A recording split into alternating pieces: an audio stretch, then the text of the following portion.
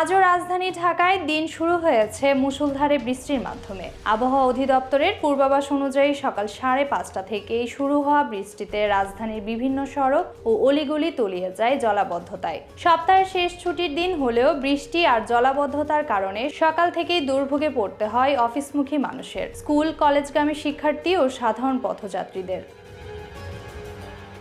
রাজধানীর শান্তিনগর, মালিবাগ, সায়েদাবাদ, মিরপুর 13, মোহাম্মদপুর, ধানমন্ডি, পুরান ঢাকা, নিকেতন, হাতিরঝিল, আগারগাঁও, ফার্মগেট, সাতারকুল ও কালশী সহ প্রায় 20টিরও বেশি এলাকায় রাস্তায় হাঁটু সমান পানি জমে যায়। অলিগলিতে পরিস্থিতি আরও করুণ। ঢাকা উত্তর সিটি কর্পোরেশন ডিএনসিসি জানিয়েছে, রামপুরা ইউলুপ সংলগ্ন সড়ক, মিরপুর 1 ও সাতারকুল এলাকায় পানি নিষ্কাশনের তারা জরুরি কাজ করছে। ধানমন্ডি 27 নম্বর এলাকায় আগেভাগেই ড্রেন থেকে ময়লা, প্লাস্টিক ও পলিথিন সরানোর কাজ করেছে সংস্থাটি। তবে স্থানীয় বাসিন্দারা বলছেন, সিটি কর্পোরেশন বরাবরের মতোই এবারও বৃষ্টির পর সক্রিয় হয়েছে, কিন্তু বৃষ্টির আগে যথাযথ প্রস্তুতি থাকে না বলেই বারবার একই সমস্যা সৃষ্টি হয়।